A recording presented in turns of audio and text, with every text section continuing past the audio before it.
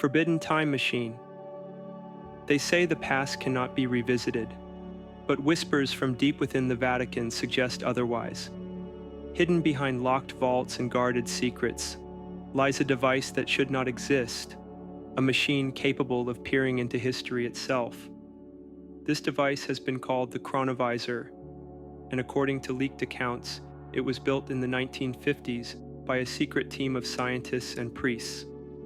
With its polished metallic frame and strange glowing screen, the Chronovisor was said to let its users witness ancient moments long gone. Some claim they saw the fall of Rome, others claim they saw the crucifixion of Christ. The Vatican has never admitted to its existence, yet too many strange testimonies align. The story first reached the public when Father Pellegrino Ernetti, a Venetian priest, confessed that he had helped build it. He described the Chronovisor as an intricate array of antennas, metals, and cathodic screens that captured echoes of the past, like a cosmic television tuned not to a channel, but to time itself. If true, this would mean that history is permanently recorded in the fabric of reality, and that someone found a way to play it back. But if such a machine existed, why would the Vatican hide it? The answer lies in the danger it poses. Imagine being able to see not only history, but also the private moments of anyone, anywhere. Imagine the power to reveal state secrets, private sins, or forbidden truths. Such a tool would unravel the very concept of privacy, faith, and control.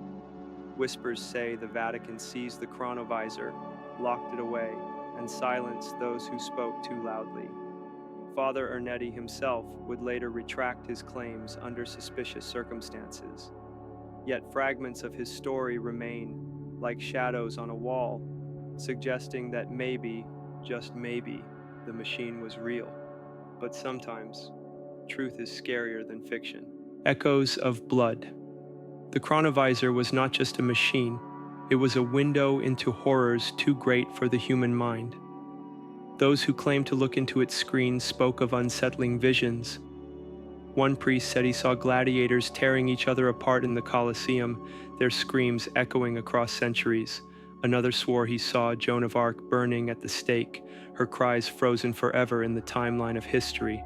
But the most controversial claim came when Father Ernetti revealed that he had personally witnessed the crucifixion of Jesus Christ through the device. He described the event in haunting detail: the crowd, the Roman soldiers, the agony of Christ nailed to the cross. He even produced a photograph allegedly taken from the Chronovisor's screen. The image showed a man in torment, nailed to a wooden beam, his face twisted in pain. Critics dismissed it as a forgery, but the question remains: who would dare forge such a thing under the eye of the Vatican itself? If the Chronovisor truly showed the crucifixion, then it crossed a threshold no machine should. To turn holy suffering into entertainment, to strip faith of mystery, to reduce sacred history into flickering images. It is blasphemy, and yet irresistible. If people saw the truth of their gods, their saints, their myths, faith would die or be twisted forever. That is why some believe the Vatican never destroyed the Chronovisor, but locked it away, using it only when secrecy required answers that no man could provide. A device that captures time itself is too useful to ever discard.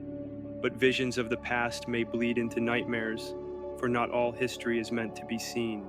Shadows in silence. The Vatican is no stranger to secrets, but the whispers surrounding the Chronovisor are different. Unlike hidden manuscripts or forbidden relics, this machine is said to defy the very laws of nature. If true, it was more than an artifact. It was a threat.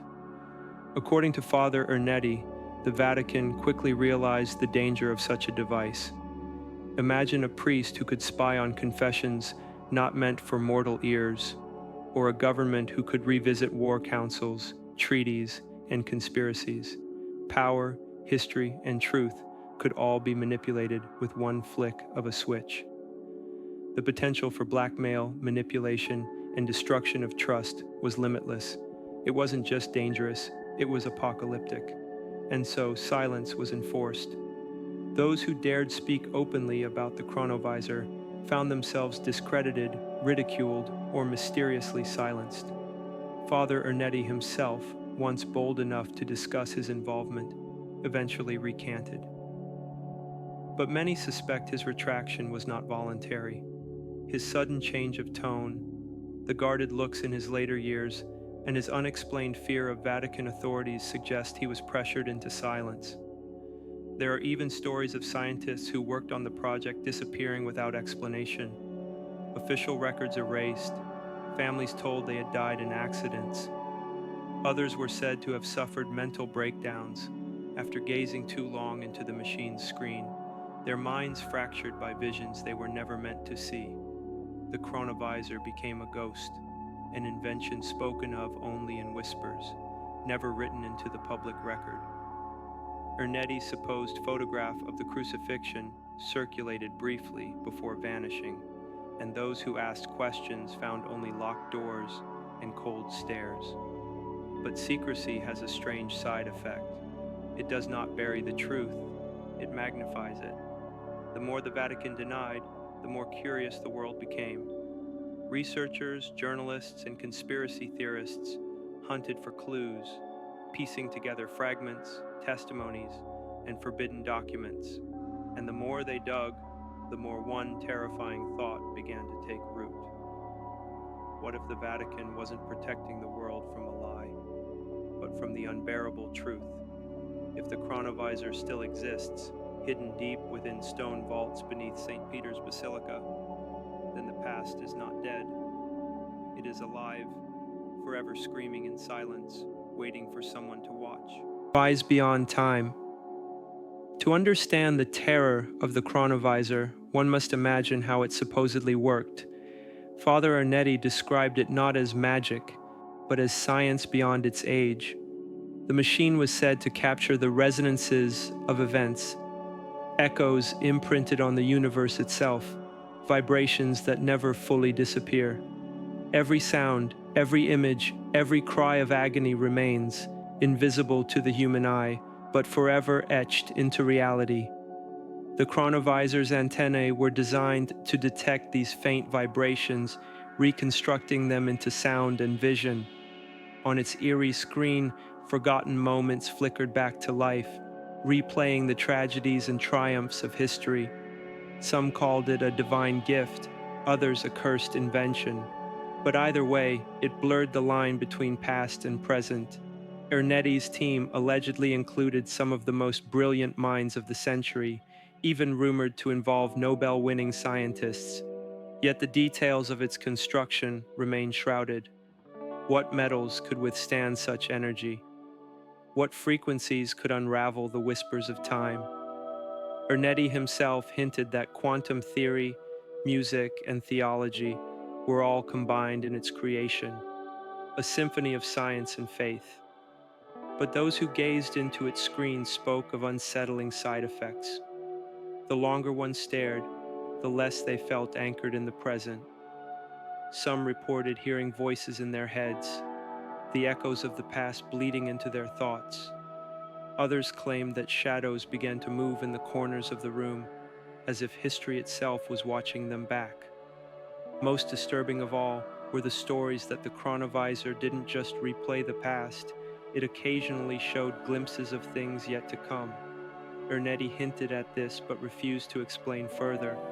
If true, then the Chronovisor was not merely a window into history, but a doorway into destiny, and perhaps that is why it was hidden away. For a machine that erases the boundary between past, present, and future is not just dangerous, it is godlike. No institution, not even the Vatican, could control what such knowledge might unleash. The Chronovisor may never be proven real, but if the past is truly recorded in the fabric of time, then somewhere, even now, our every word, every sin, every secret waits to be replayed, and someone, somewhere, may already be watching. Cursed invention. Every invention carries the shadow of its creator, and the Chronovisor was no exception. From the beginning, it was plagued with whispers of misfortune. Some say those who worked on it suffered strange accidents, fires that erupted in their labs without explanation, sudden illnesses that struck them down, and untimely deaths that seemed too coincidental. Others lost their sanity, unable to distinguish between the world around them and the visions of the past that lingered in their minds like parasites. The Vatican, realizing the danger, grew fearful. If the device fell into the hands of nations hungry for control, the consequences would be catastrophic. Governments could replay secret meetings, discover enemies' plans, and twist the very narrative of history itself. Wars could be fought not with weapons, but with truth or lies pulled from the timeline. Faith itself would wither, for belief depends on mystery. Once mystery is stripped bare, only cold facts remain. Some rumors claim the Vatican attempted to destroy the machine, scattering its pieces, hiding its blueprints, erasing its memory. Yet others whisper that the Chronovisor was too valuable to ever destroy. It was instead sealed in a secret chamber, used only on rare occasions when knowledge was worth the risk. The line between myth and reality blurs here, for the Vatican's vaults have always hidden forbidden relics, bones of saints, cursed manuscripts, objects that should not exist. Perhaps the Chronovisor rests among them still, humming faintly in the dark, waiting to be awakened. But cursed inventions never die quietly. They cling to existence, demanding to be remembered.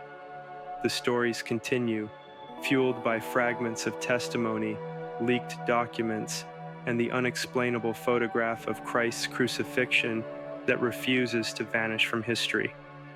For if the Chronovisor could show the past, what else did it reveal? Did it show wars yet to come? Did it reveal the end of mankind? The silence of the Vatican only deepens the terror. And silence, as history proves, is often the loudest confession of all. Eternal Watchers. Perhaps the most terrifying truth about the Chronovisor is not whether it exists, but whether it has already been used. What if world leaders have already peered through its cursed screen, watching history unfold, rewriting strategies with forbidden knowledge? What if the Vatican has used it to guard its secrets, ensuring that no deception escapes its watchful eye? And what if, in the dead of night, behind locked doors, the machine still flickers to life, projecting visions no mortal should see? Father Ernetti once hinted that the Chronovisor had shown him fragments of the future. He refused to describe them fully, but his words carried dread. If history leaves behind echoes, perhaps the future does too. Perhaps time is not a straight line, but a vast sea, and the Chronovisor dips its hand into both currents. If so, then somewhere in the Vatican's deepest vaults lies the most dangerous question of all. What have they seen? The thought alone chills the spine.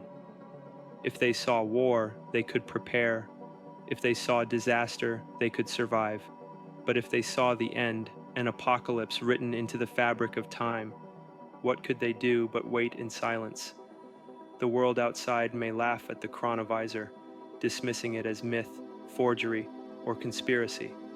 But deep beneath the marble and gold of St. Peter's, in the labyrinth where shadows whisper, something waits, a machine, or perhaps a curse, that remembers every scream, every secret, every sin. And if the machine still hums in darkness, then the past is not gone, the future is not safe, and the present is only an illusion. Someone, somewhere, is always watching.